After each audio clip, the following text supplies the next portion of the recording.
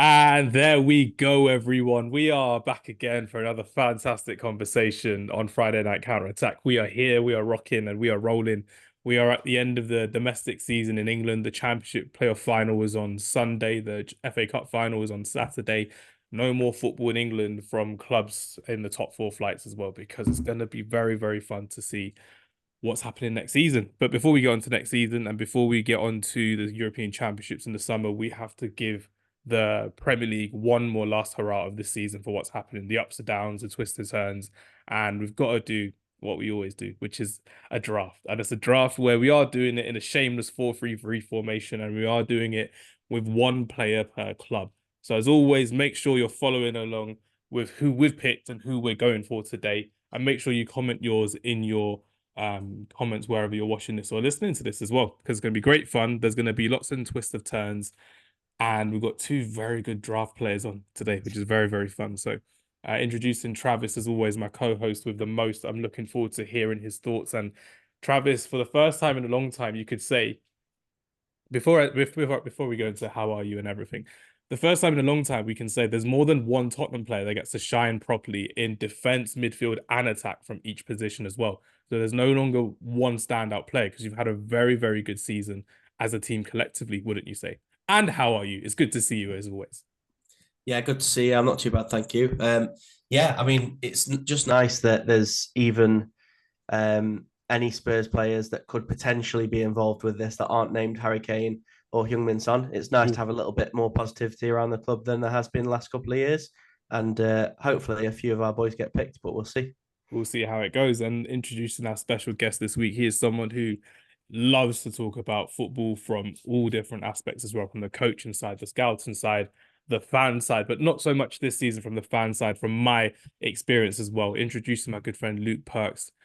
Luke, it's good to have you back on, my friend. Chelsea, it wasn't really their season, was it? Especially sacking Mauricio Pochettino before the end of, well, literally by the end of the season as well. How's it going for you, Luke? And who do you want as the next Chelsea manager going into the summer? First of all, thank you for inviting me on. I'm glad you have now at this stage since um, Chelsea had a much better end of the season than they did at the beginning. I Absolutely. think if we had ended poorly, I probably would have declined the invite.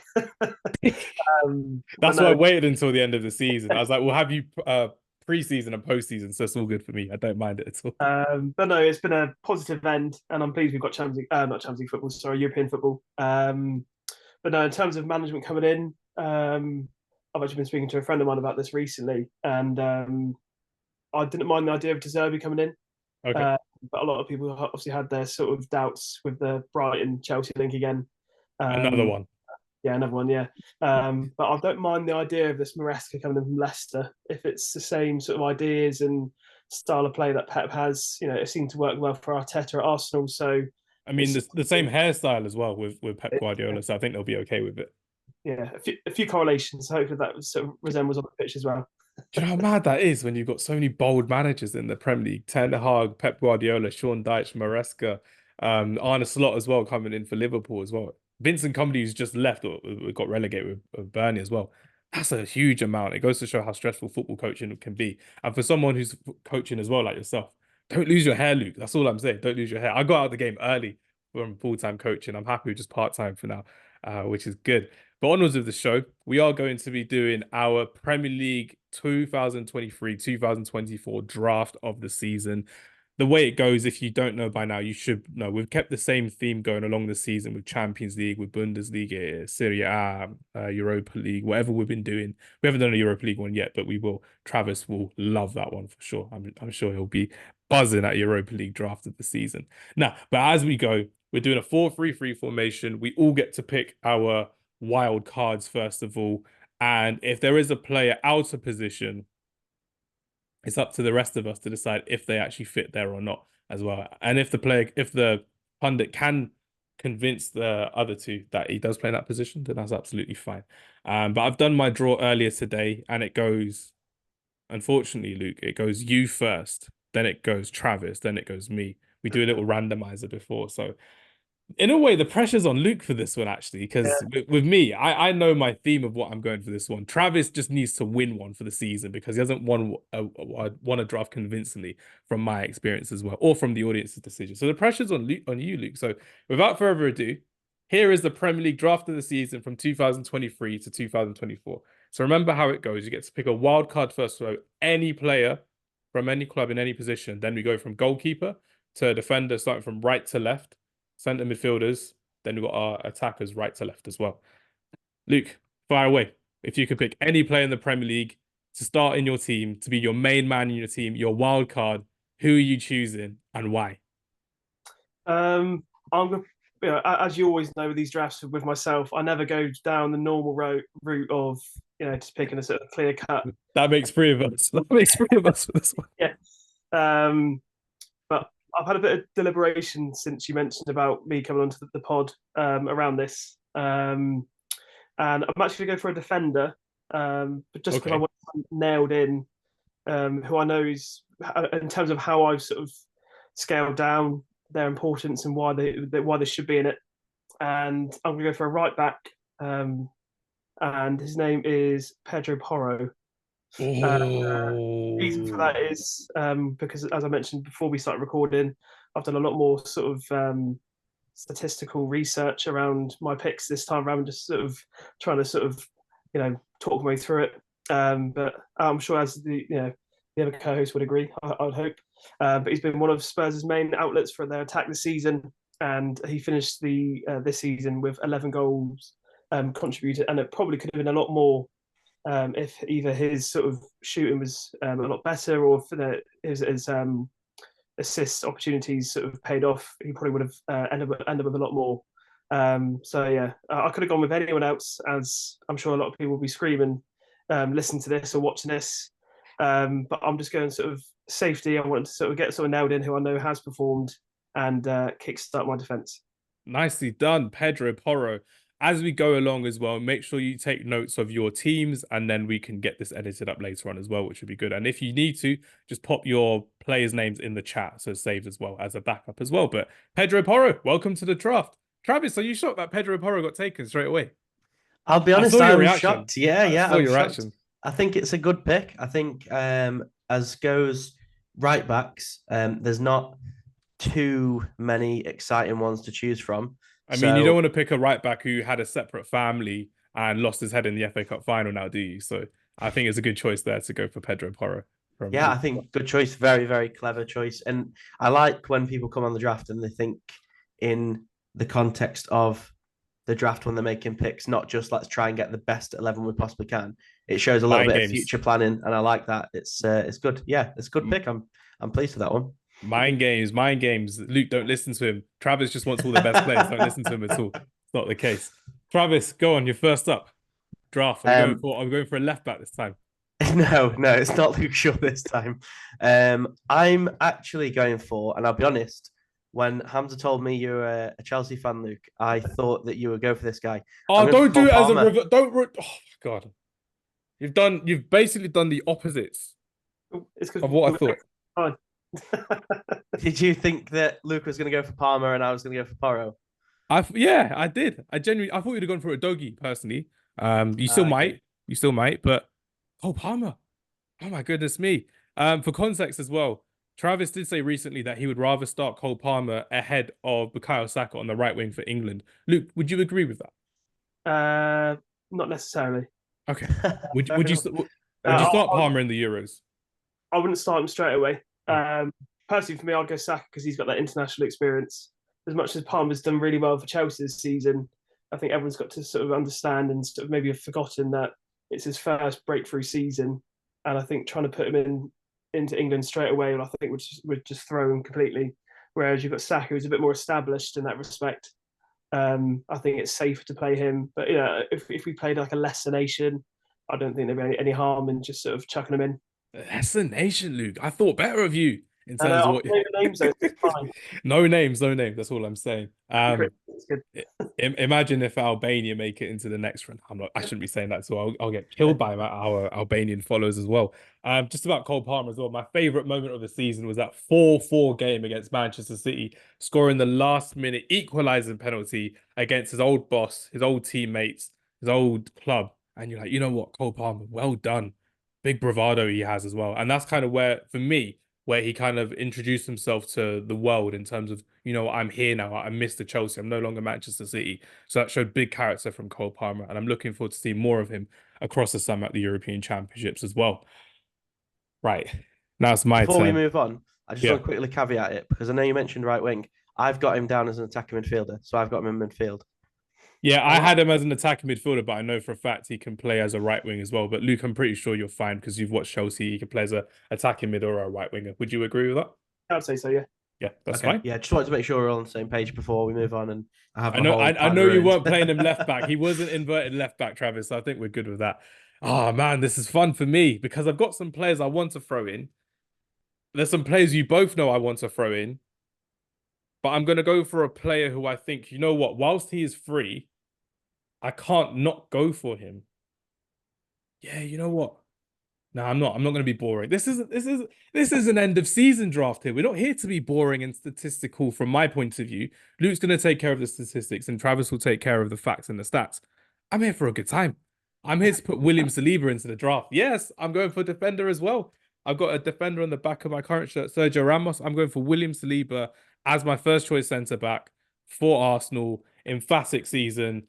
I was going to go for another centre back who has been emphatic this season, but I know for a fact one of you will mention him because his club hasn't been mentioned. But William Saliba, I'm a big fan of what he's done. The fact that Didier Deschamps isn't a fan of William Saliba and he doesn't get into the French starting lineup is baffling to me because you've got Konate, Upamecano, Koundé, Saliba, Varane's obviously retired from international football. So there will be a lot of uproar from Arsenal fans when they actually see French football and they see, you know what, he's not starting for France, but I'm going to wonder what happens with William Saliba over the season. But for Arsenal, it's been absolutely fantastic. And for me, it also gets rid of one of my Arsenal picks as well, because I thought, you know what, let's crack on with it. And let's have a bit of mystery to this draft from my point of view. Because normally, as you know, Travis, and as you would know as well, Luke, I'll go for the striker, the winger. And I'm like, oh yeah, the striker's great. Nah, we'll find out later on if we've got the bottle to keep our nerves and not pick that player until the last couple of picks as well, which should be fun. All right then. Goalkeeper, because I was last. This is, as you know, this is how we did. The last person who picks is then the first person who picks the next position as well. Goalkeeper, plain and simple for me, because I can get this team out of the way. I'm going for England's number one, Jordan Pickford, Everton. Numero uno, Travis, Jordan Pickford, 13 clean sheets. He's been in the side where they've had multiple points deducted over the season, multiple times over the season as well. That emphatic Merseyside derby when they won at home. Incredible game from Everton and from Jordan Pickford himself as well. 121 saves this season in the Premier League. And for me, Jordan Pickford should be playing for a bigger club. I just don't know why. And I hope one of you guys can give me the answers to this. Why is Jordan Pickford so loyal to Everton after playing there for so many years? He is a top goalkeeper and he should be playing at a big club, a Champions League level club. But in fact, he's playing for Sean Dyche and Everton. What's the answer to that? Travis, let me hear it. Yeah, I mean, it's difficult to say, and you don't know how many offers have come in from in that time, I suppose. I do think that the kind of character he is, because he is a little bit of a character, he's a bit of a Jack the Lad kind of guy. I think that's probably prevented him getting a big move because a lot of these big clubs like to go for the more serious appearing players. But yeah, the fact that he's still playing for a lower half Premier League team when he's shown consistently for, I want to say nearly a decade now that he's been in the Prem with Sunderland as well, like you said. Yeah. He's a fantastic top level goalkeeper, and I think he's really underrated. Actually, I think there used to be this kind of idea that Pickford played really well for England but crap for Everton. I don't think that's true. He's always played his best for England, I think, but the last 2 or 3 seasons, especially, he's been absolutely fantastic for Everton, and a large part of why they're still in the Premier League, actually. No, it's absolutely fantastic analysis as well. Luke, anything to add to that from your point of view from Jordan Pickford? I'd kind of agree with what Travis is saying about his character. He's quite sort of bolshy and loud and I don't think a lot of clubs like that in some respects. I think you saw that at Arsenal last season with Ramsdale, where it was sort of Dressing up like Hagrid watching Southampton. That was crazy. Did you guys see that? yeah, so yeah, Oh, in the Playoff was it in final. the Southampton end or Yeah, something? yeah. Yeah, really weird. Yeah, just an odd guy. Typical Arsenal player, I suppose. Clearly, it's a typical England goalkeeper thing. They're just mad.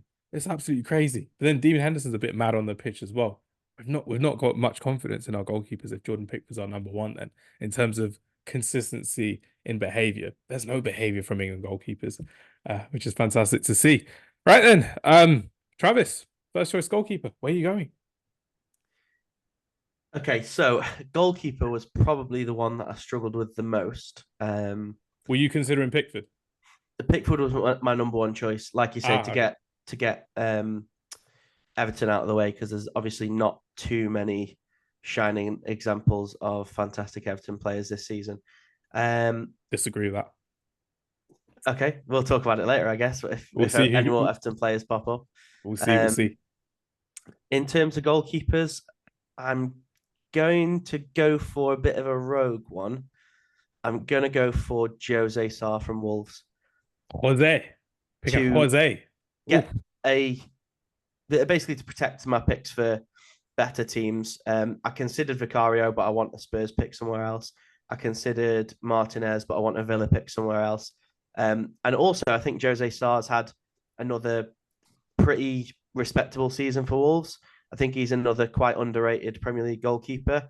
And according to what I've got in front of me anyway, he's got the best result this season for goals denied against what would have been expected of the chances he's faced, if that makes sense, of Premier League goalkeepers this season. So, yeah, I'm happy with Jose Sarr in there. I know it's a little bit of a rogue choice, but like I say, I'm protecting my my picks from the bigger clubs a little bit further up the pitch. Nah, it's all good. Jose Sarr, welcome to the draft. 4 clean sheets across the Premier League season. Luke, can you better that with your goalkeeper? yes, I can. I can just go with the leading title. He's the clean sheet goalkeeper, the most clean sheets this season in the league. No, you're not going for him. You're not going for him, are you? David Raya. That's your Arsenal pick. Yep. Oh, you got to explain it, man. Come on. Explain why you're going for Raya of your Arsenal pick. I know he's got the most clean sheets, but surely you want to save it for later, right? No. As I've mentioned, I've sort of deliberated around my picks, and I could have gone with another pick in sort of defence. I know you picked Saliba. I could have easily gone for his sort of right hand man in Gabriel. Another pick I'm sort of deliberated around was Havertz. But I think having a nailed on goalkeeper, I think is very important. You know, if this team was to be put in against another team, ultimately you want a goalkeeper who's going to be consistent and keeping clean sheets and sort of stopping goal scoring chances. And I think Bit shaky this season, though, against some big teams. Chelsea, for example, at Stamford Bridge, the North London derby as well, of course, losing the ball.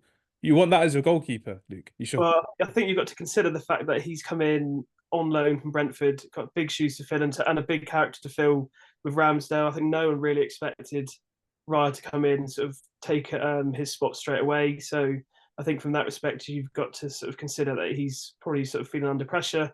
But I think in sort of, scale forward 12 months, I think he's answered his critics. 16 clean sheets in the Premiership, it doesn't really always go unnoticed. I think to top that off would have been the league title.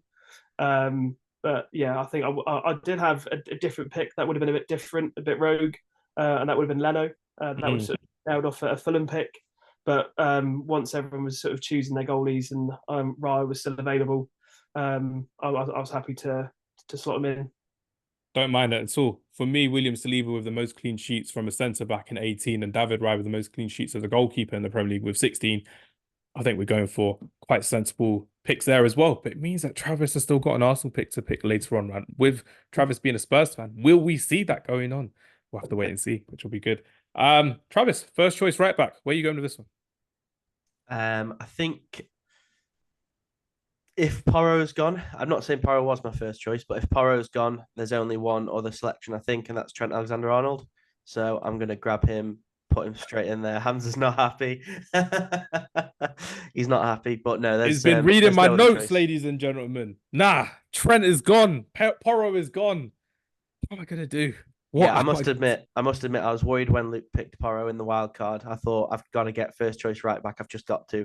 Because Man. other than that, my next choice probably would have been Dallo, and I think the drop off from Trent and Porro to Dallo is huge.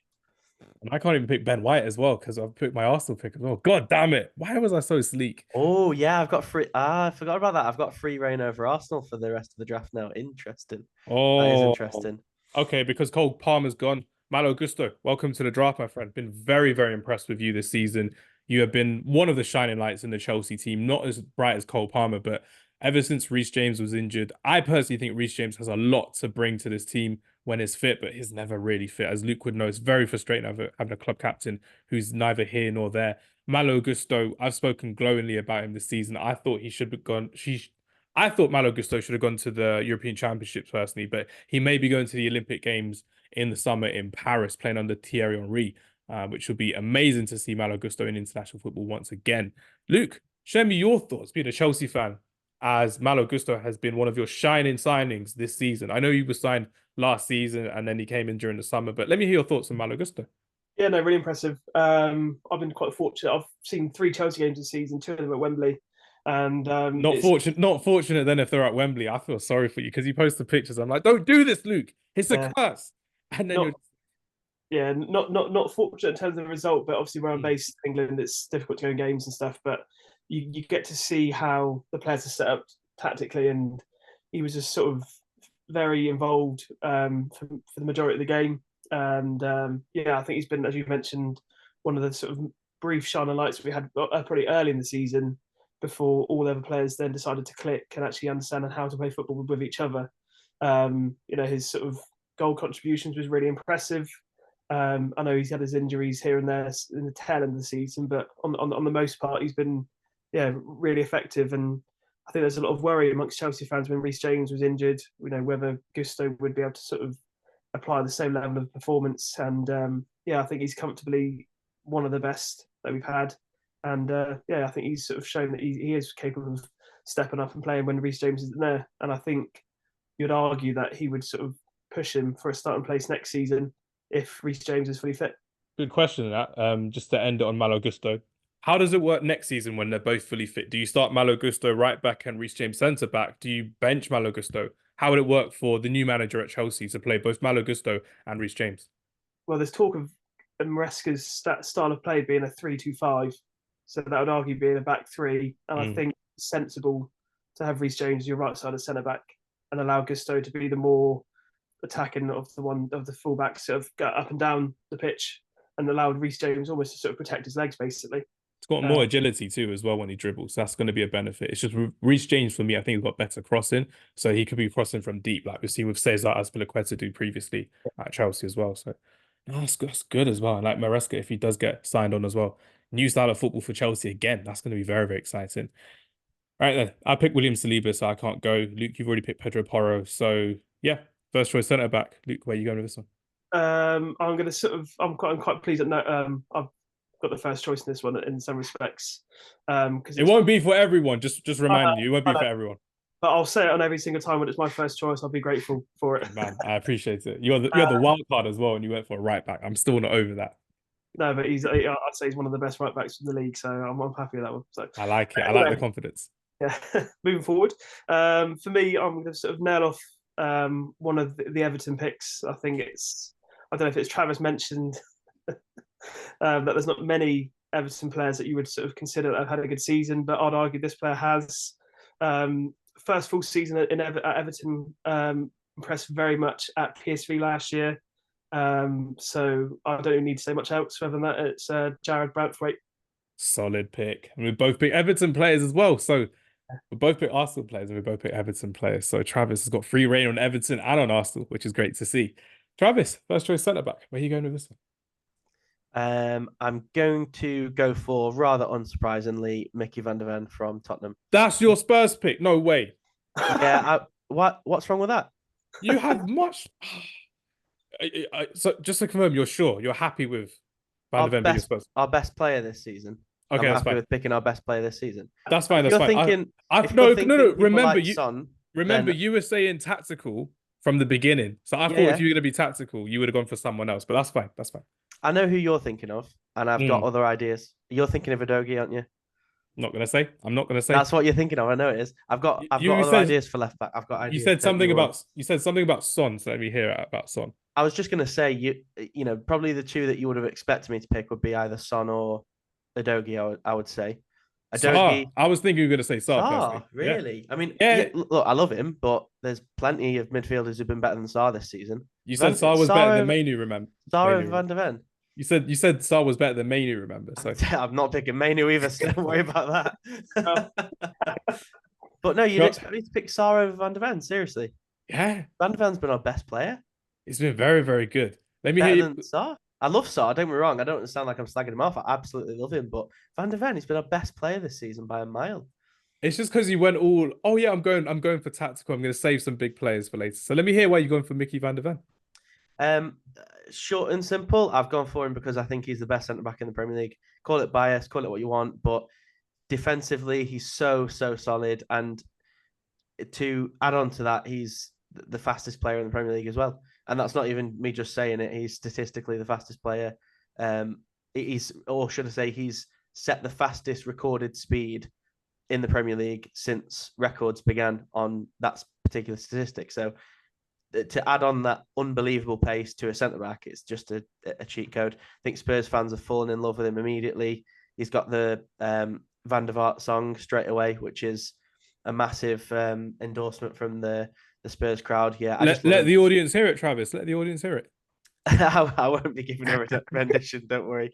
You can find it on YouTube. I'm sure it's on YouTube somewhere. Link in bio. Yeah, but yeah, I think he just I think he walks into most draft teams. So I'm happy that I can get Van der Ven in there. That's all good. Who's your second choice centre back, Travis? Oh, sticking with me for this one. Okay. That's throwing me off a little bit. I wanted to see where you guys were going to go. I'll go next to you, mate. If you don't want to go, it's fine. Okay. No, don't let Luke have all the first choice. Come on, Travis. No, I'll take it. Don't worry. Yeah, sure. Just looking at the field of what's available, I think I'm going to take, and he wasn't on my list at all, to be fair, but I'm going to take Saliba's partner, Gabriel. I think I'm going to use my Arsenal pick nice and early. I think there's other Arsenal players I would consider. I think there's other players in that position that I wouldn't be disappointed with. Whereas centre-back, I think there's a little bit less choice. So might be a little bit early to use my free reign over Arsenal, but I'm going to take it. And I think him and Van der Ven would make a fantastic partnership, to be fair. Absolutely fantastic. Luke, second choice centre-back. Who's going to be partnering Jared Brandthwaite? So for me, left-sided centre-back, he can also play left-back, but he did play as a centre-back for Leipzig before he made the move to City. For me, I've picked him because he's had a really good, strong end to the season amongst Pep Roulette. That's Josko Gvardiol. Nicely done. Josko Gvardiol had a very good FA Cup final after assisting Alejandro Garnacho in the first goal at Wembley on the weekend, which was great fun indeed. So big fan of him. I'm a big fan of Josko Gvardiol not really knowing how to deal with Argentinian attackers. Couldn't really handle Lionel Messi and he couldn't really handle Alejandro Garnacho. So big shout out there for Josko Gvardiol. He's going to have a fun European Championships with the group that he's got as well. Spain and Italy. That's going to be fun. Good luck. Centre back for me, I'm not going to be dealing with this left back, right back, or left centre back with a left footer type thing. I'm not. I'm just going to hold it down with Virgil van Dijk. Very happy with Virgil van Dijk.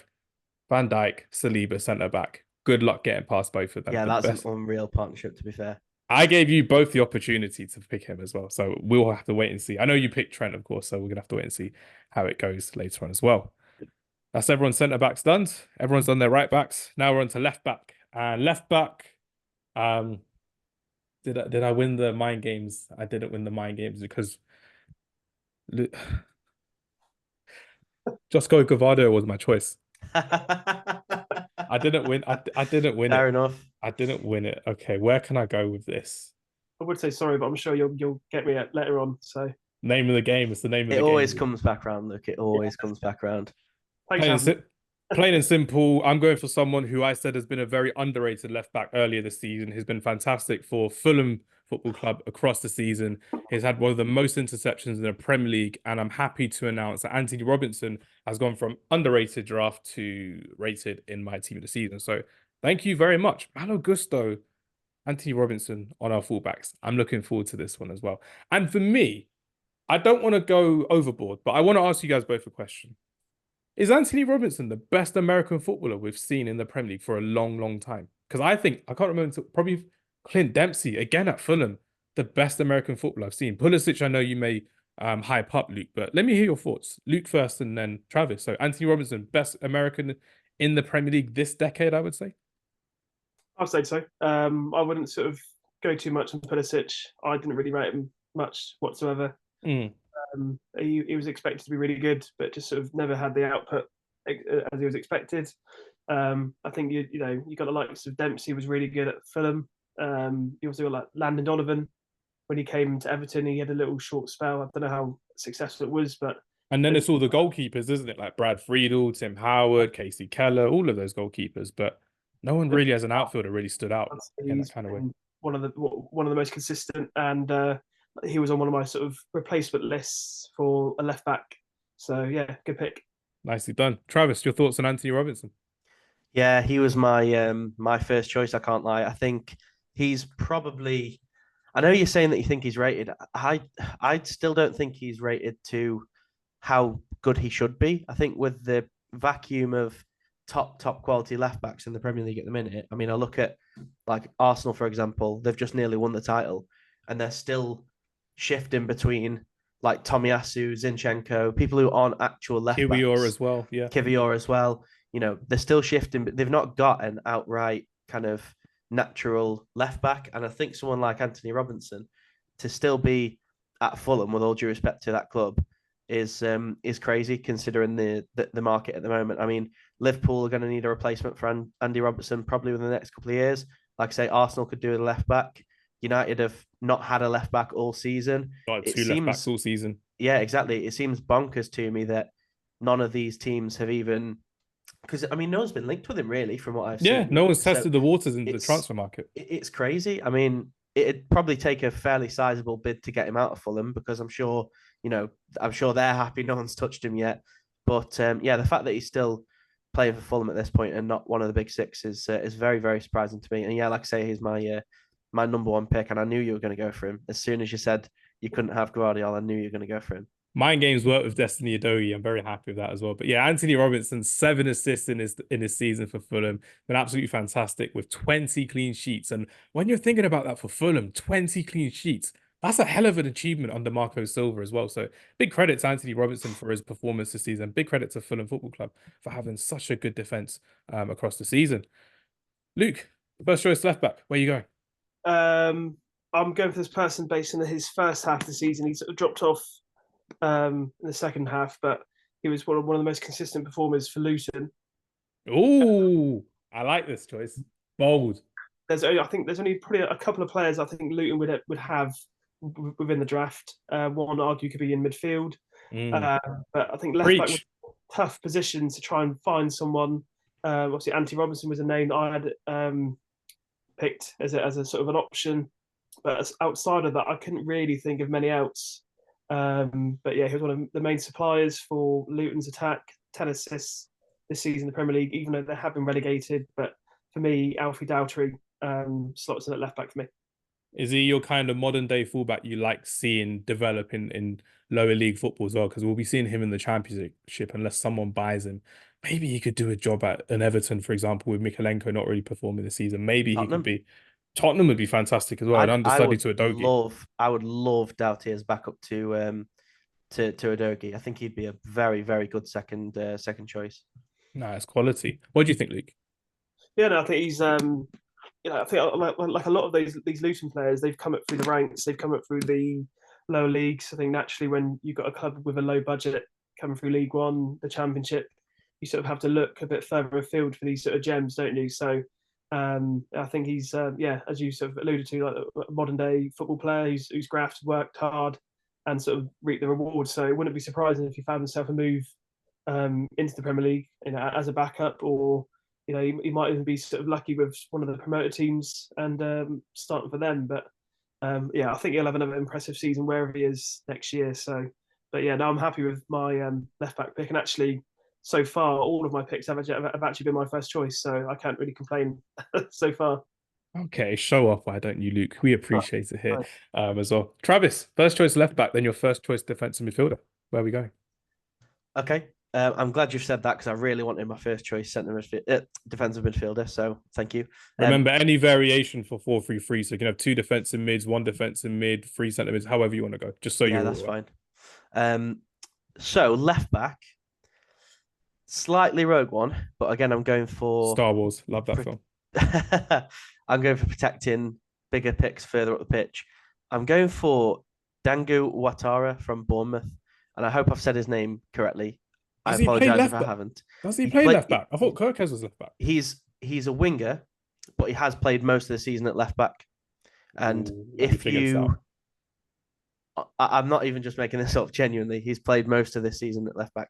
If you Google him, he's a winger, obviously, but he's played most of this season at left back and been very impressive. He played there against us, and I couldn't believe how good he was. I mean, he scored a last-minute winner against us last season, and then when I saw him playing at left back after he played on the wing against us last season, I was a little bit surprised.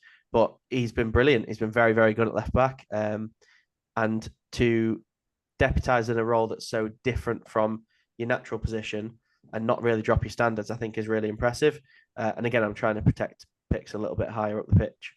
Okay. So Luke, we have got a bit of a situation here. It is something that we can control. So the player that is in discussion, so we are talking about Dango Ouattara. He's played at left wing 7 times this season. He's played at left back 6 times this season, and he's played at right wing 3 times, and respectively right mid and left mid 3 times themselves as well. So he's played 1 game less at left back than he has as left wing. Would you accept that for Travis as his left back? Yeah, I would, because when I was researching left backs, he does pop up on Google as a left back. That's fine. I'm happy with it. Nicely done, Travis. Thanks, Luke. Appreciate that. They've got They had Milos Kerkez as well as another left back, so that's what I was thinking of as well. Kerkez has been fantastic in the second half of the season, but Ouattara as well. Very happy for you to have him in your draft, which is good. Cool. Thank you very much. Break my heart, Travis. Defensive midfield. Where are you going with this one? There was only one choice for me, and I'm so glad that I've been able to get him because he was this close to being my wild card pick. Very, very close. I'm going for Rodri. Nice. Yeah, okay. I think he's the best in his position. I was going to say in the league, but I'd say in the world. And yeah, what can I say about him that hasn't already been said? Well, he didn't turn up against Kobbie Mainoo, so that's all I'm going to say about that. One game. How many Champions League has Kobbie Mainoo won? How many Champions League winning goals has Kobbie Mainoo scored? Okay, he's not done well in the Champions League, but Kobbie Mainoo will be in the Champions League, and you'll be screaming his name in the summer. That's all I'm saying. European Championships, watch this space as well. But yeah, Rodri, can't really argue that, can we, Luke? One of the best centre defensive midfielders in world football. He's got a clutch goal in him when we're talking about his goal against Bayern Munich last season, talking about the Inter Milan winning goal, of course, doing very well in the big games. But what's your favourite aspect of Rodri's game from what you've seen, Luke, from a coach's perspective this time? I think it's just sort of calmness that he provides to the team. He's sort of that linchpin between the defence to the midfield and sort of links the attack. I think his record speaks for itself when he's playing. Up until the weekend when they lost to United, he hadn't lost a game in 90 minutes all season. And I think that's a sort of testament to how he plays, but also testament to how Pep organises and runs his team. But yeah, I think he any team in the world, he slots into that number 6 or number 4 role, whatever you people. What do you mean by you people? No, in terms of how people describe numbers, basically. I'm a number 6 guy. Travis, are you a number 4 or number 6 guy for holding midfield? What kind of guy are you? A 6 or a 4? 6. Yeah, you're a 6. Okay, Luke, what are you? A 6 or a 4? I'm a 6, but I'm just thinking more for the inclusive listeners, basically. I don't get that either, because some people go for number 4 as a defensive midfielder. I'm like, it's just keep it as a centre back. Luke's gone woke. Literally, people go woke by putting number 4 as a defensive midfielder. Oh, calm down. It's just Declan Rice, for example. No, yeah, he's just level of consistency is just second to none. So yeah, we're team 6 on here. Team 6 for defensive midfielders on our tactics board as well, which would be good fun. And you can see more of my tactics board on our live shows that we've got coming up in the studio, which will be good fun indeed. So Luke, you need to come up to Stoke sometime soon, have a session with us. It needs to be done this summer. Over summer. Good. Unfortunately, Luke, it's actually your turn for defensive midfielder. So fire away. After Rodri, who can you pick in your defensive midfield? I'm going for Mr. Chelsea, Conor Gallagher.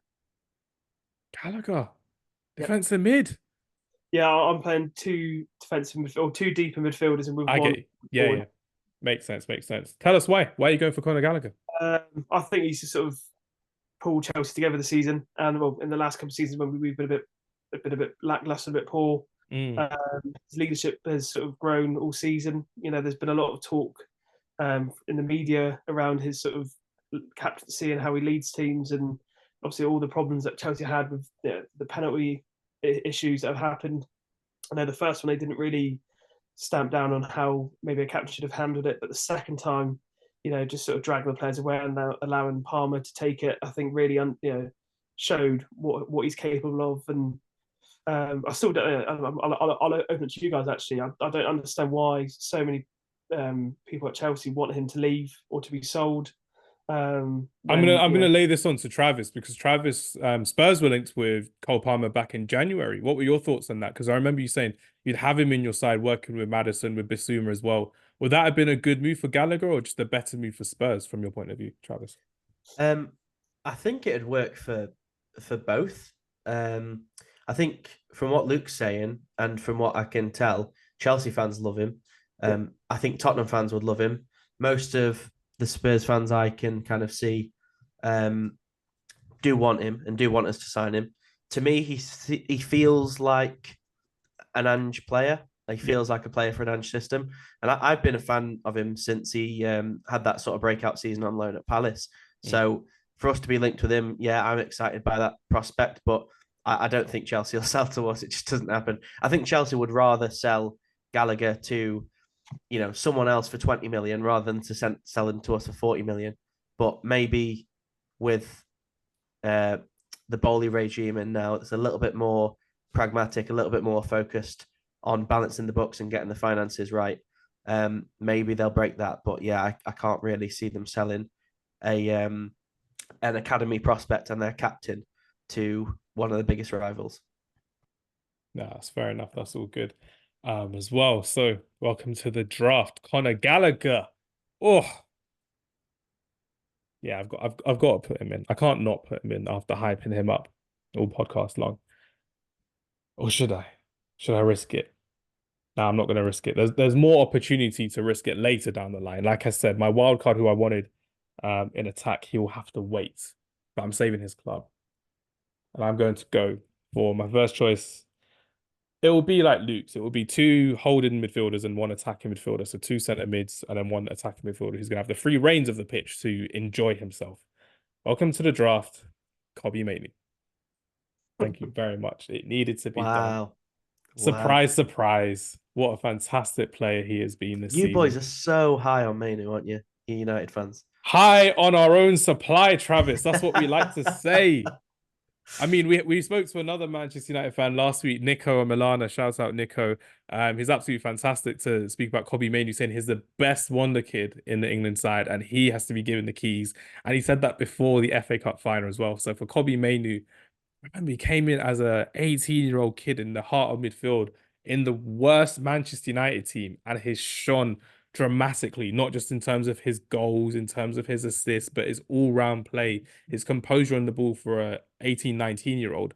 If Luke's looking for a player at his club who's 17, 16, 15 years old, he'd be looking for traits that Kobbie Mainoo would have in abundance, really, because that's what you want in a modern midfield player. And he can do that because he's got the talent for it. And I'm really, really happy that Kobbie Mainoo has had his time to shine. There's lots more to come from him. And I'm really, really excited to see what we've got going forward because this is going to be a fun midfield battle for our draft as well. So Kobbie Mainoo, my Manchester United pick, you're done. And you are going to be partnered by... Oh, wait, it is my pick, isn't it? Because I picked last. Oh, no, I don't want to pick... There's a Luton player I was going to pick straight away, but I had to hold my tongue there because once I say it, I can't take it back. So Travis knows who I'm talking about, and Luke alluded to him earlier. So I can't pick him because I was getting too excited about that. I picked Arsenal, so I can't pick Arsenal. I can't pick Liverpool. Can't pick Fulham. Can't pick Chelsea, and I can't pick Everton. Oh, there was an Everton player there that would have been perfect for him. But no, Can't go for him. Risky. Very, very risky. And I'm not gonna go for him. No, no. I've got to do it. I've got to do it. It's very, very painful, but I'm gonna have to pick. I don't know if it's gonna. I'm gonna risk it. We need to put a timer on you, Hamza. I'm stuttering my words. There's a yeah, I'm stuttering my words. But I'm gonna risk it because I have a feeling this player will be picked later on. So if I'm gonna pick this player, I'm gonna have to just pick him. Let's go for it. I'm gonna go for João Gomez, Wolves. I'm sorry, Ross Barkley. I wanted you in there. I wanted Ross Barkley in there for the tech. I wanted you in there. Forgive me, Ross. I was thinking you could have probably picked another Brazilian from a different club, unless you're thinking of a different. No, I don't like that. I don't like that Brazilian, and I'm saving that club. I know who you're talking about. I know exactly who you're talking about, but I don't like him for what he did against Man United. So I know who you're talking about. And if you pick him, I know who you're saving that pick for as well, because that's who I've been saving my pick for. let's wait and see. Let's wait and see what happens. But yeah, João Gomez, first season in the Premier League, another fantastic young centre midfielder who made his way into the Brazilian national team for the Copa America this summer. And I'm really excited to see how Wolverhampton Wanderers continue to develop him. And I think it's been a very, very impressive from Gary O'Neill, another young coach who was fantastic last season at Bournemouth, to then come into Wolverhampton Wanderers and make him the focal point in midfield that recently lost Ruben Neves across the summer as well. And Raul Moutinho is no longer there as well. So it's a big rebuild from Gary O'Neill at Wolverhampton Wanderers, and João Gomez is a big deal about that as well.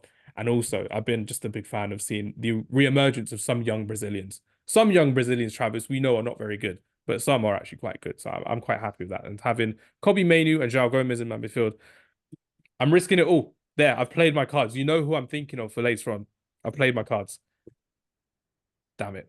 Travis, second choice midfield. Where are we going with this one? Who's partnering Rodri?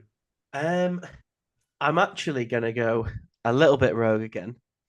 I'm gonna have one defensive midfielder with Rodri. Yeah. And I'm just gonna have as attacking of a midfield as I can pick with a remainder. So alongside Cole Palmer and Rodri, I'm actually gonna go for Bruno Fernandes. Good choice. Which very, I think very big pick. Very, if very you're big pick. trying to pick a midfield three from the Premier League, to have Bruno Fernandes, Cole Palmer, and Rodri, I'm very, very pleased with that. I'll take that all day long. Nice. What's been your favorite part of Bruno Fernandes' game from the second half of the season, especially after his emphatic return to form, literally in the second half of the season? Let me hear your thoughts, Travis. I just think he's carried United at times. We mentioned it earlier with Mainoo that there's not been too many United players who have really shone this season. Yeah. But Fernandes is he's almost inevitable at this point. He's always performing. And look, he's not the most likable character. I must admit, I absolutely despise him, and it does pain me to pick him. But you can't deny how good he is. It's simple as that. He's very, very, very good at football. And for the whole time he's been at United, he's put up the numbers to prove how good he is. So yeah, I can't really argue with him. I can't really deny him, and I think he's well deserving of a place in this draft. He just needs to move to Real Madrid. It's a ridiculous move that you've got. You've got Cole Palmer attacking mid, Fernandes attacking mid, Rodri centre mid. Luke, how do you build your team up now? Because you've then got your second pick and your third pick for your midfield. Where are you going, Luke? So for me, it's quite straightforward. I've just been sort of evaluating my options because I know I've still got a Liverpool pick available, still got a Fulham pick available. So I was sort of toying between those two because I thought I could go for McAllister, but then I've realised I've still got a Liverpool pick further forward. So for the record, that was my pick, but I realised I had Van Dijk, so I had to hold my tongue for that one as well. So very good player this season. Controversial pick further forward for that, but I thought I just can't avoid it, not put him in. So I went back to the Fulham choice, and he's one that's been linked with a magnitude of high-level European clubs. Absolutely. Paulinho, sorry. Imagine if he moved and Thomas Tuchel left, and then he'd be managed by Vincent Kompany. That's not it. I feel sorry for Harry Kane, man. João Paulina, I mean, he can go anywhere in the world. He's going to have a fantastic European Championships with a better quality midfield around him. Just to name a couple names off the top of my head: Bernardo Silva, Vitinha, Bruno Fernandes. Then on the wings, you've got Rafael Leao, you've got Cristiano Ronaldo up front, Gonzalo Ramos, João Felix as well, coming back into form for Barcelona this season. So he's going to have a lot more quality around him. Let's see if he stands up to the test at the European Championships, if he is going to be the first choice centre defensive mid. Paulinho and Gallagher. Tell me you've got a Brentford player coming to complete that West London trio in your midfield. Where are we going, Luke? No, we're moving up north a little bit. Oh. But the purpose for my midfield trio was sort of Paulinho will be sort of sitting almost in that Rodri role. You can sort of recover.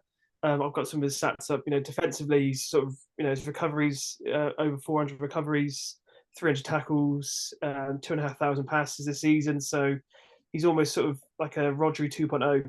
It's not as at his level just yet, but 2.0. I like it. I like it. Keep the anti-Rodri propaganda going, Luke. Let me hear it.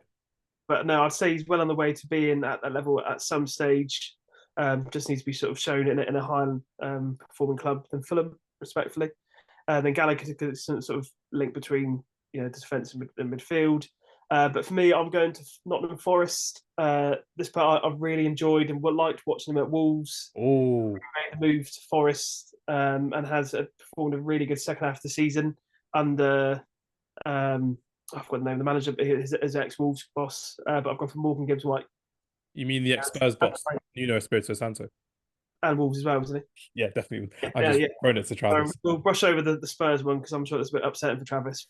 Hey, they still beat Man City. They, they still beat Man City at home. They were still top of the league for a while under Nuno. So it was a good moment, but not a great long period as well. That's a really good midfield. Let me hear more of your thoughts on Morgan Gibbs-White, because he's had a stellar season so far, and he could consider himself unlucky not to get into that European Championship squad, especially when the likes of Eze and Grealish have been put into the squad.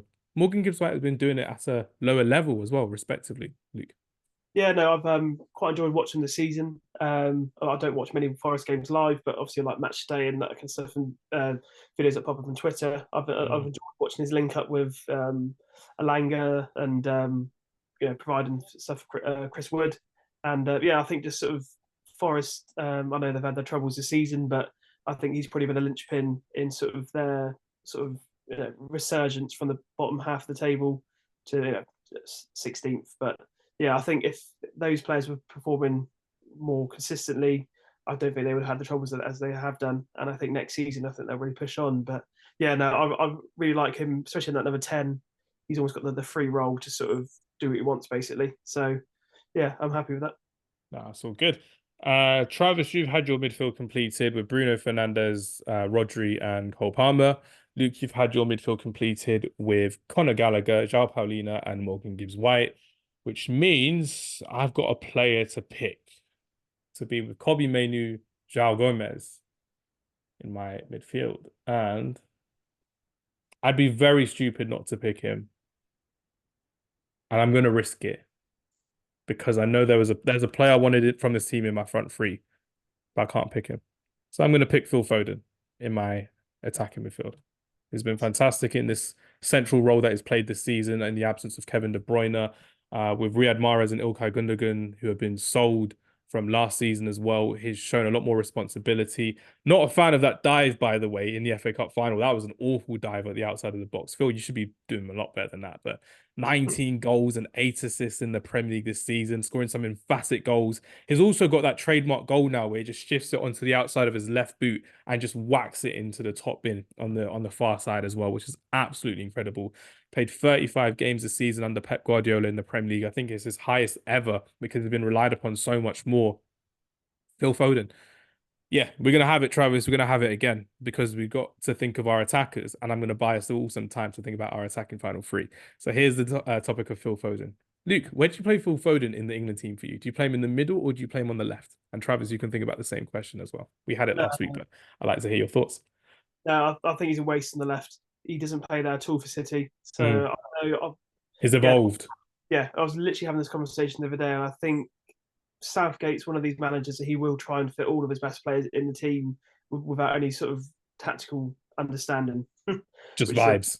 yeah, which is a bit weird for me to say because I'm sat in my bedroom doing about to go to the Euros of England, so he's got some understanding. But for me, no, I think he'd be better off suited either off the right or in behind the striker, but definitely not off the left. Yeah, it didn't suit his style of play. He likes to shift in, as you know, as you've alluded to already. You know, obviously those goals against United, which I think you brushed over. I mentioned it. That was his trademark goal when he scored past Onana at the Etihad as well. He dominated us home and away, but just not in the final. Just not in the final. Yeah. But yeah, no, it does, he won't be able to do it with his right foot. So yeah, either off the right or in behind in the 10. And can Jude Bellingham and Phil Foden work as two number 8s, Travis, in the England side? What do you think? With Rice Holden? I'd be interested to see it. I'd be interested to see it and see if it works. But my instant feeling is no. I don't think there's. I think if you play a midfield three of Rice, Foden, and Bellingham, I don't think that leaves you quite enough cover.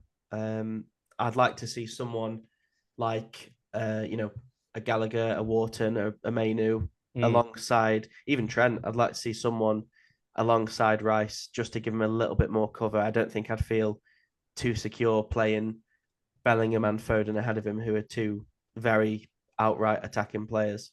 Because the thing with Declan Rice as well this season, he's been a lot more attacking, moving into more of a number 8 role with Jorginho holding down the defensive midfield part and sometimes Thomas Partey as well. And like we said with Kobbie Mainoo as well, he's been more box to box at the same time, enjoying more freedom coming in with those late runs in the box. I mean, just like in the FA Cup final as well, which is great. Kyle Walker, you should have defended that, man. Otherwise, I would not be bragging about it like I am so far as well. Right then, we are into our final attacking three. And just a reminder for our audience, I hope you've been playing along, keeping note of who we picked and who you picked as well. We've got 3 positions each, which is going to be absolutely fantastic. And the fact of the matter is, it's now my turn to be first because I picked the last on the attacking midfielders. Now I've got what I'm going to do, because there's 3 of us on the pod today, I'm going to be fair. Travis and Luke get to decide what position they get to pick first, if they can answer this question. Right. So, Luke, you can pick striker first or left wing first, and Travis, so can you at the same time. So I've got a question which I'm going to ask both of you, and whoever gets this question right, you can say it first. You don't have to say a buzzer or beep. It's not a game show, but you can say it first as well. It's just a simple question that I'm going to ask you guys, and whoever gets it right first. Do we only have one guess? You have one guess each, which is cool. Okay. Okay. Right. So my question is, it shouldn't be like this, but it is. I'm sorry, Luke. You actually no. Yeah, I am sorry, Luke, because it's more in Travis's favor. That's all I'm saying. Oh no, I'll disagree, because for me, before you answer the question, my right and left wingers are sorted because don't do these mind games. These mind games aren't going to work on me. They're not mind games, they're facts, and I'll explain shortly. But you carry on, it's fine. That's fine. That's fine. I'm waiting for these mind games, which would be good. Actually, I'm going to change the question one last time because I've got this up on my screen. Right then, how many trophies did Ross Barkley win with Chelsea? I'm gonna have a guess straight in. Or is that more in my wheelhouse than Luke? I changed it. I changed it for dramatic purposes. I was gonna say it was a Spurs focused question, but I changed it to a former Chelsea player. I'm gonna go straight in. I'm gonna guess 3. Yeah, you're right. Right, simple as that. Right then. I mean, it makes sense. So, Luke, if you can have your first pick for striker or left wing, where would it be? Striker, because this one's still under interpretation in terms of people can still pick this player, whereas my other 2 are nailed in. There's no one else. That's all good. All right then. Attacking final 3. We're here for it. We're rocking and we are rolling. Remember, I can't pick Arsenal. I can't pick Liverpool. I can't pick Manchester City. I can pick Aston Villa. But I'm not. And Travis knows why I'm not, because I'm going to the East End of London. I'm going to my favourite Ghanaian superstar who I've been raving about all season. Our Ghanaian followers are loving me for this as well, and I appreciate you all. Mohamed Kudus, welcome to the draft. We're going with a maestro on the right hand side, working with Foden, with Mainu, Malo Gusto overlapping. Ha! Mercurial Mohammed Kudus, welcome to the draft, my friend. All right then. So Luke has first pick for his striker. Travis, you have second pick for your right winger. Where are we going, my friend? And also, were you going to go for Mohammed Kudus? Because you haven't picked a West Ham player either. You're on mute, my friend. Sorry. I was saving my West Ham pick in case I needed to pick Kudus. Okay. It was a toss-up between him and somebody else. So I'm kind of glad you made the decision for me because I genuinely couldn't decide. My other option, who I'm now going to go for, is Michael Olise. Nice. Big pick, that is. Yeah, I'm pleased with him. There's a couple of other Palace players who I'd considered for earlier parts of the draft, but he was the one that I really wanted. So yeah, I'm pleased I've got to pick him. Yeah, for the record, I was considering Joaquin Anderson, but the fact that you gave me an open goal with Virgil van Dijk, I was like, yeah, cool. I'll take Virgil van Dijk. S'il vous plaît, shore up that defense. And Luke, here you go. Your third choice, your third choice on the right winger pick, and then you get your first choice striker. Let's hear how you're building your attack. Mohamed Salah on the right. Very easy. Yeah. Very, very easy. Do you think Mohamed Salah is a suffering from success kind of footballer? We just see him do it year in, year out, so we're just used to it. We're no longer amazed with what he can do. Or do you think the astonishment is still there from the Egyptian winger from Liverpool? I think in terms of this season, it's probably not been his best performance-wise, but in terms of his output, I'd still argue that it's up there, in terms of his numbers. But I think maybe with Slot coming in, it might sort of rejuvenate sort of that. I don't know if love of the game's wrong to say, but it seemed that last season he didn't seem quite on it all the time. Like other players sort of carried the performances and the goals and assists. Like Diaz had quite a strong season. Gakpo off the bench. Nunes in parts had some input. McAllister was quite influential. Endo too. Endo for his in the six. But yeah, I think Salah's, he's always going to be up there. He's always Liverpool's main man. So when you guys picked Trent and Van der Vaart, then Van Dijk, I think it was a no-brainer for me to slot him in at right wing. So, lovely pick. Appreciate it as well. But for me, kind of went downhill when Mohamed Salah came back empty-handed from AFCON yet again. That's where his mentality kind of looked off from the outside in as well. He should have really finished Manchester United off in the FA Cup. He had a plethora of chances in these big games as well, especially against Arsenal at Anfield earlier this season as well. So, like you said, he's been there, but he's not been there on the biggest stage and biggest of occasions like we're used to seeing Mohamed Salah scoring bangers from outside the box against Chelsea, running half the length of the pitch, scoring past Edison or past like David De Gea against Manchester United. He wasn't there. Even in that 0-0 game, it was very, very off-putting to see what he was doing against Manchester United when we went to Anfield as well. But Travis, would you agree with what we said? Salah's been good, but not his usual great self this season in the Premier League. Yeah, I mean, I must admit, I completely... he wasn't even in my thinking. I wasn't going to pick him because you picked Trent anyway, so it's cool. Yeah, I just mean when I was planning for the draft earlier today. Oh, okay. Yeah, so I was, instantly I had in my head, it's not been a great season for Salah. He's not been as good as he usually is. And then I've just looked while we've been chatting, and he still had 18 goals and 10 assists. So even on a season where I personally didn't think he'd been very good, he's been suffering from success. Yeah, he's produced 28 goals and assists. His output consistently over the course of 7, I want to say, years now he's been in the Premier League. Yeah. At Liverpool. At Liverpool. It is just insane. And like you say, I think we're getting to a point now where we're so used to Salah being so good that a season with 18 goals and 10 assists, while it would be insane numbers for nearly anybody else, it's not that great for him. So yeah, I think he does suffer a little bit from the bar that he's set. But I think there's reasons for that as well. I mean, Liverpool haven't been as good this season as they have been in previous seasons. He's obviously another year older. I want to say, I could be wrong, but I think he's the wrong side of 30 now.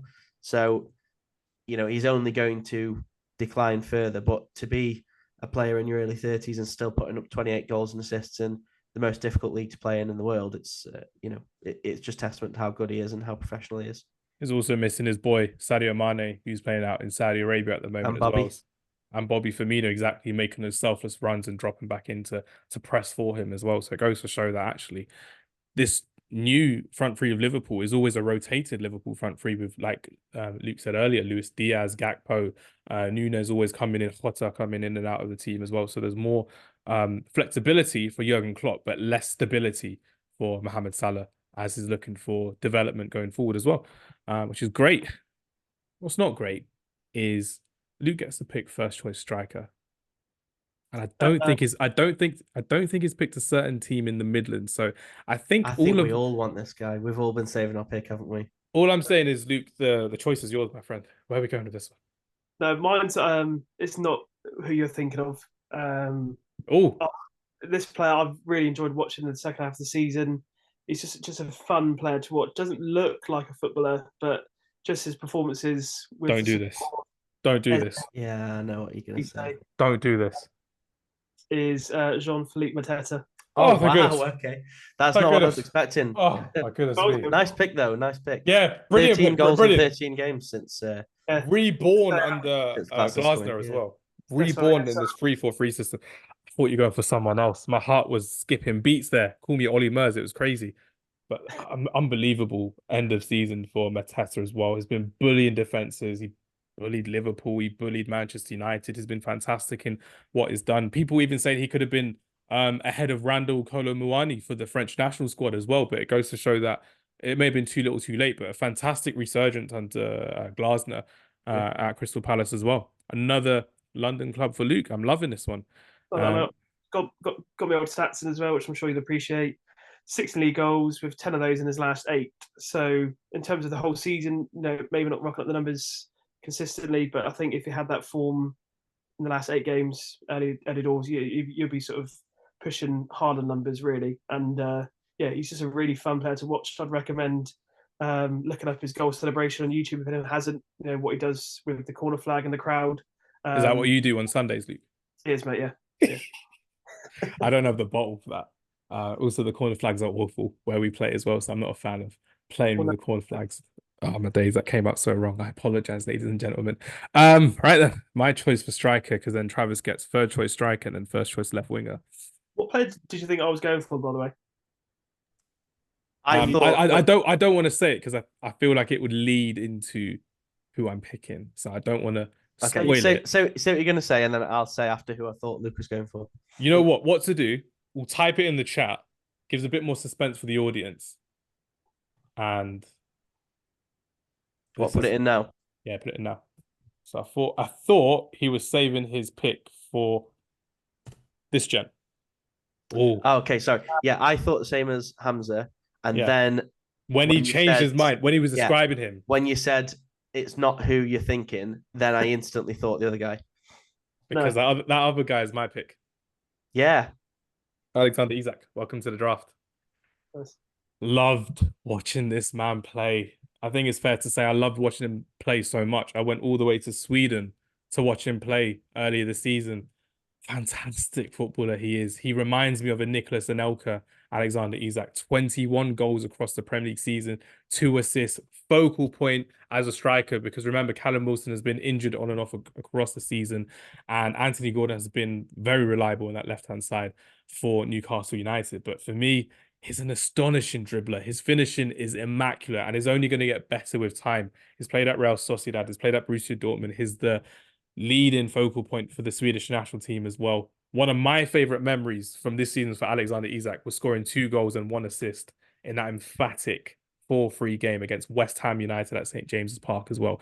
And Travis, your defender, your best defender in the league, Mickey van der Ven, he had a torrid time twice against Alexander Isak. He sat him down twice at St. James's Park in that emphatic 4-0 win where Alexander Isak scored 2 goals and he destroyed Spurs yet again. So from that point of view, I'm going for Alexander Isak. I was saving my Newcastle pick strategically for Alexander Isak. So welcome to the draft.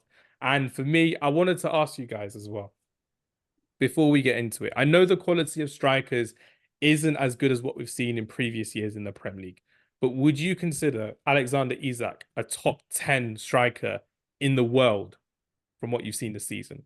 Travis, I'll come to you first, and then Luke, I'll hear your answer.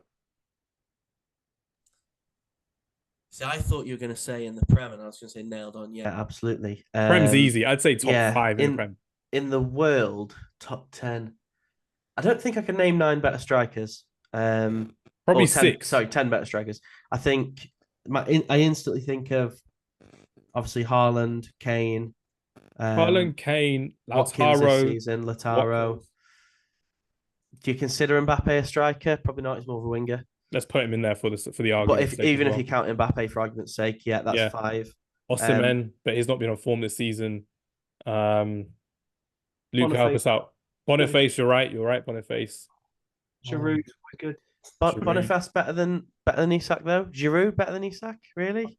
That's where we're stretching now. So Isak could be ahead of both. Yeah, I would say top 10 in the world. Like if you put Isak in that Bayern Leverkusen team, he'd smash it, just like Boniface. Yeah, I think you'd have to say he would start most games, wouldn't you? To be fair.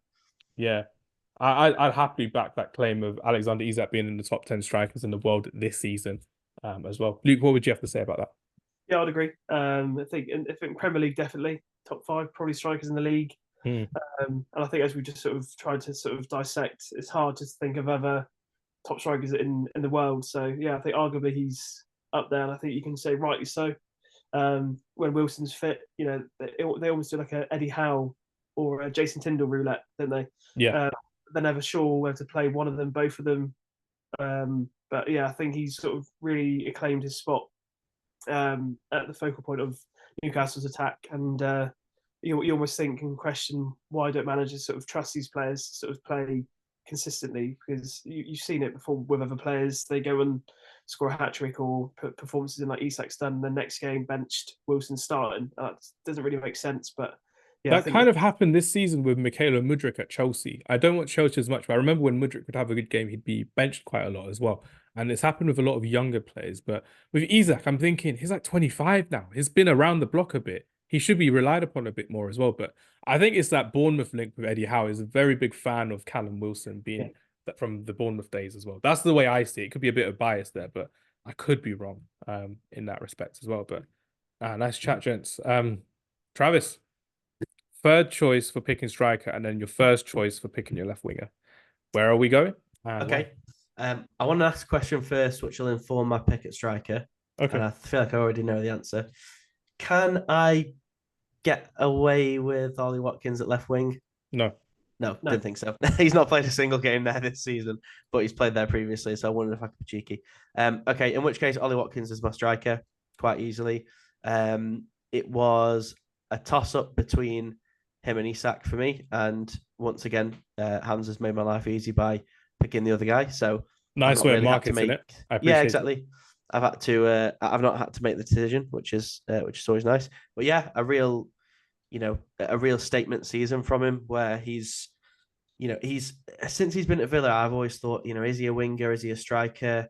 But a little bit similar to Rashford, really. He had a couple of years at United where I don't think anyone really knew what he was. We just knew he was a good player. But this season, I think he's really laid a marker down and said, yeah, I'm a striker, and that's where I'm going to play. And I think Emery's given him the trust and the faith to go and do that. And I think that's a great sign. It's nice to see English players doing well. It's nice to see backup, but also competition for Kane as well, because I think for the last few years, he's not really had too much competition. I'd add to that. Yeah. Sorry to interrupt, but I'd add to that in terms of, you said it's nice to see English players doing well. This could be one of the greatest periods in the Premier League history when English players are doing well this side of the 21st century, because you're looking at it, the best players in a lot of the best teams are English. Declan Rice, Phil Foden. You're looking at someone like, I'm going to say Luke Shaw is always injured all the time. But you know what I mean? There's a lot of quality in a lot of these big teams. Maybe John Stones at City. You led me to that one, which is great. Looking at, I'm not going to say Conor Gallagher. Duke, I apologise for that one as well. Cole Palmer, of course, has been absolutely fantastic this season. To be fair, though, Gallagher is one of Chelsea's best players, I would say. He's been very, very good, but I didn't want to put him ahead of Cole Palmer for that one, in respect to Cole Palmer's insane season. But you're looking at it and you're thinking, this is a golden time for English youngsters coming through and English players to develop in the Premier League. And even players, for example, like Fikayo Tomori or Ruben Loftus-Cheek or Jadon Sancho, when they move over to European football, they don't get noticed as much because they're not playing in the biggest of teams as their teams once were. Like AC Milan once the biggest team in Italy. They're not as big as they once were. Borussia Dortmund are in the Champions League final. Jadon Sancho's had a couple good games and has not been noticed at all by Gareth Southgate. But Harry Kane has been there and done that for Spurs for a number of years. Jude Bellingham has risen to fame worldwide at Real Madrid this season. And it goes to show that this is potentially England's next golden generation, from my point of view as well. What would you say about that, Luke? Yeah, I think it's there's been a history of sort of English players going abroad and sort of rejuvenating their careers, isn't it? And I think for England as a national team, I think it's only going to benefit. The likes of as you've mentioned already, Tomori and Loftus-Cheek going away. You'd argue that AC Milan aren't as what they were before, but I think anyone who watches Italian football would sort of suggest that they are still performing quite well in that league. I mean, the few games that I sort of watch highlights for, they seem to do well, or sort of names get mentioned in the headlines. And it's for a Chelsea fan, it's a shame because these are players that we've brought up and sort of they played under Lampard and Tuchel and Tammy Abraham at Roma as well, getting back into it under De Rossi. They're these sorts of players that they would be sort of starting for us now, and you'd almost think they would be sort of increasing our output to the next level, especially for likes of Tomori, probably one of the best players I've enjoyed watching over the years from a Chelsea standpoint. And obviously with Thiago Silva leaving, it'd almost be a ready-made player to come in. Yeah, I'd agree with that. It's a good claim, that. Yeah. Tomori. This is where it gets difficult because Travis gets his first pick left wing. And if he picks this guy, then I've got a really good alternative. But I know we've got a couple teams that have got the same, but we haven't picked the same team yet. So Travis, fire away. Left winger, where we go? I'm struggling here, I'll be honest. Good. I like to see this. Let's see who's going for. I'm a little bit annoyed because I feel like the whole draft has gone very well for me so far, but this can I just say we've been flawless. Apart. We've been flawless. All of us have picked some really good players so far. I mean, Luke hasn't picked a Man United player yet, but I'm wondering if he's saving that for later. Yeah, I'm now wishing I'd saved my United pick for midfield. I feel you did for Bruno, to be fair. Yeah, but no, I mean for I'm wishing I'd have not picked Bruno and potentially picked someone else. I feel like I'm backed into a corner here. I don't really have much other choice. I don't want to do it. Anthony Gordon. That's not a bad shout at all. I just, I don't like him. I don't rate him. What is that? I'm not happy. Why? Anthony Gordon. I don't rate Anthony Gordon. You just know. But left wingers, I can't pick. I can't pick, Bailey or Diaby at Villa. I can't pick. I can't even pick Eze and shunt him over to the left. I can't pick a United player. I sort of wanted to pick Garnacho. Can't pick Chelsea, City, Arsenal, Spurs, Liverpool. I've left myself a very, very thin pool at left wing. Look, he's not a bad choice. I mean, 11 goals, 10 assists. It's a very, very good output. Brighton, you just your Ivorian nephew. Why don't you go for your Ivorian nephew at left wing? Who? Simon Adingra, your boy. Oh, he's yours, though, isn't he? I'm not. I'm not too clued up on Adingra, but that's fine. Gordon, Brian Mbeumo, Brentford. He's a right-sided winger, though, isn't he? Technically, he plays as a striker and he goes left and right. So maybe more Wissa left than Mbeumo. Yeah, I think Mbeumo's right. I think if someone had said Mbeumo on the left, I'd have probably tried to overrule that. I think Willian. You're just scraping the barrel now, mate. Clutching at straws. Let's try and pick someone who's either not in the position that we're picking for or is absolutely terrible. I'm trying to sabotage. Gordon's my only remaining choice, I think. Which now I'm looking at his stats and stuff. I'm not too offended by, but like I say, I think you know me, Hamza. I'm not an Anthony Gordon fan, but here we are. Well, today is a world exclusive because we get to have this all on record, and Luke is here as our witness. So, Travis, why don't you like Anthony Gordon? I've just never rated him. I've never rated him. I didn't rate him at Everton. I'll be honest. I thought he was overrated at Everton. I thought he was kind of player who's his price tag and his hype was overinflated because he's English. He went to Newcastle for, I thought, a ridiculous sum of money. Not only that, but he caused a stink at Everton to get out of the club as well. I've just never been a fan of him, but yeah, this season he's been very good, to be fair. So I've got to kind of swallow a big slice of humble pie and take my medicine and pick Gordon, unfortunately. Nicely done. Luke, where are you going with your left winger? I think there's only one pick that I had from the offset, and thankfully for you boys picking your United assets, it makes an easy choice for me to pick in Garnacho. Nice. Loving this one. Let me hear your thoughts on Alejandro Garnacho, because he had a very, very good game at Stamford Bridge this season where he scored 2 goals and he got subbed off when we were 3-2 up. And then your boy Cole Palmer came in and stole the show, really. Absolutely incredible with what Cole Palmer did that night. But for me, it was one of the best nights in the Premier League from an objective point of view, because 2 young players came on, took ownership for their clubs in a higher stakes game. And realistically speaking, they've had some really good moments. But let me hear your thoughts on Alejandro Garnacho this season, Luke. Yeah, no, I think you sort of summed up. I just said his ownership and the sort of his responsibility he has for the team. Obviously, playing in sort of Rashford's role off the left. You'd argue that of recent years, Rashford's sort of been a really key performer for United, but for one reason or another, he hasn't. But anytime I've watched Garnacho, he's just really effective, very dangerous as a winger. He's more of the very old school winger, sort of attacking the fullback rather than Always trying to. goes at 100 miles an hour as well. He rarely slows down when he's got the ball. He always wants to attack and drive at the defender, which is really good, but sometimes it is a weakness in his game because defenders can read him a bit better from what we've seen. I think he sort of uses his speed. He's very electric. I mean, you've probably seen him more times than I have, but just sort of his acceleration and his sort of quick touch and go is really good. And in terms of sort of FPL points over the season, Oh man, for a penalty, if a thousand in the box for a penalty, which has been the sort of a demise of my FPL season, which is a story of another day. But yeah, he's just sort of really effective at the left. I think if he just added a few more goals and assists in general play, he's going to be a standout for United over the years to come, especially with the likes of Mainu coming through, Amad Diallo and Højlund, and there's a picture of all 4 of them, isn't there? yes. At the Cup final. So you can almost sort of think those 4 will be sort of carrying United over the next sort of 10, 15 years if they all stick together.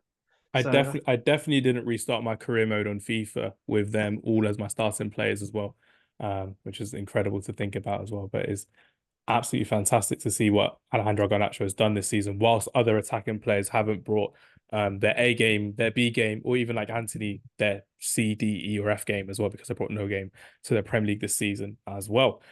Right then, final pick for me. Very plain and simple. He's not a plain and simple player. He's been a leader this season. He's been emphatic in front of goal. He is also someone I believe is suffering from success this season. Travis may argue otherwise. I'm going to go for Heung-min Son, Spurs' captain. Very, very pleased with what he's done this season. Really emphatic, especially because he had to go to the Asia Cup mid-season as well. He had to go with South Korea. And I personally thought he had it all to play for to win that trophy, but Qatar won the Asia Cup and Son came home just after the quarterfinals, if I remember correctly. Semi-finals, correct me if I'm wrong. But it's really, really important to see what, realistically speaking, Heung-min Son continues to do year in, year out, because he's coming close to 10 years in the Premier League, which is very, very impressive for the South Korean international. And there's no real better person to speak about Son this season. I was going to say me, but obviously it's going to be Travis. But before I pass over, this is Travis as well. My favorite moment for Heung-min Son this season mostly was that North London derby. 2 goals at the Emirates. That was very, very cool. Doing his little iconic celebration, the sensational celebration as well. Luke, you can join in if you want. I don't mind if you do. I know you're typing, so it's all good. But realistically speaking, Travis, so the game I want to talk to you about, where I thought it all kind of changed for Spurs. And that was a game where Spurs beat Aston Villa 4-0 at Villa Park. Son was sensational. He was sensational, scoring a goal, scoring assist. It was raining. It was dark at Villa Park. Unai Emery was really upset with his defenders. His goalkeeper was in tatters. And I thought then Spurs would have gone on to secure Champions League football. From your perspective, from before that game and after that game, what kind of happened to the team? Because Son was unbelievable in the season for me again. And a lot of people won't notice it because, again, he's suffering from success, kind of like with Mohamed Salah as well, in terms of goals and assists. 27 goal involvements this season. Incredible talent, Son Heung-min is. Yeah, we were just inconsistent between that Villa game and the end of the season. We had a tough run as well. Obviously, we played, City, Liverpool, and Arsenal, as well as Newcastle and Chelsea. Although they've not been having the best season, we played them in a good run of form, and we also, never, ever, ever pick up points against Chelsea, even less often at Stamford Bridge. So yeah, we were just inconsistent, had a difficult run, and I did think when we won that Villa game that it was going to tail off onto a run of fixtures that would lead us into the top four. Unfortunately, not to be, but it takes nothing away from how good Son has been this season. I mean, Ange loves him. He's given him the keys to lead our attack and be the key focal point. He even said in an interview the other day, they asked him about transfer strategy, I think, and he said, I just need 3 Heung-min Sons, one to play on the left, one to play on the right, and one to play in the middle, and we'll be okay. Disrespected Tino Werner right there. I love it. It's fantastic. Yeah, I mean, we all love Werner at Spurs, but you can't compare him to Son, can you? Like you say, this next season coming up will be his 10th in the Premier League. I think he is a Premier League legend. 120 Premier League goals he's on now. It's quite an exclusive club, that 100 club, and he's in there now. I'm just excited to see what he can do next season under Ange, but also very sad that it's we're on the downhill of his career at Tottenham now. Unfortunately, there's not too many years left, so I just want to enjoy it while he's still here. Sell him to Bayern Munich. Let Vincent Company manage Heung-min Son, Harry Kane. That'll be a very, very fun. Actually, going to be very fun. Company manages Bayern Munich. That's going to be incredible. I think it'll be the coach, but not the manager. It'll be really odd to see how he does it. What hasn't been odd is this draft. I don't say this often on the draft, so I'm going to say it. All hits and no misses. I'm looking at all 3 of our teams. I want to argue against some of Luke's picks, but I can't. Genuinely, I can't give a good reason as to why you shouldn't have Doherty in your team, especially with our 1 club per limit rule. Mateta has been fantastic second half of the season. Well, he's brought them up in the table under the new manager. Looking at Travis's team, Jose Sa, you could have gone for a bigger goalkeeper. Could have gone for someone like Bernd Leno. But again, Jose Sa has been fantastic. He's going to go to the Euros with Portugal. Maybe second choice after Diogo Costa, but fantastic player in itself as well. Even with me, João Gomez. I think it's more the name than the performances, because his performances have been fantastic. But before we end the podcast, I want to say thank you very much to everyone who's been joining along, playing at home. It's been absolutely fantastic. Luke, Travis, and myself will round off reading our teams back to front. And I'm going to ask Travis and Luke an ending question, which is going to be our question for the day on Spotify, which will come out whenever the podcast comes out as well. So, Luke, thank you very much as always. Pleasure to have you on the podcast, and hopefully we'll get to see you in person sometime soon as well. I mean, with university, our uni friends as well, we did organize a cricket game over the summer, so we'll see how that turns out as well, which will be great. I'm due to come back to that message, by the way. Apologies. Nah, it's all good. It's all okay. Why don't you read your team off back to front, and then the second question afterwards would be, which player from your team are you looking forward to watching at the European Championships or the Copa America this summer, and why? So in goal for me is David Raya. Back 4, I've got Pedro Porro at right back. 2 centre backs of Jared Branthwaite and Yosco Gavardio, with my left back being Alfie Daltrey. 2 CDMs is Conor Gallagher and João Palhinha, with my number 10 being Morgan Gibbs-White.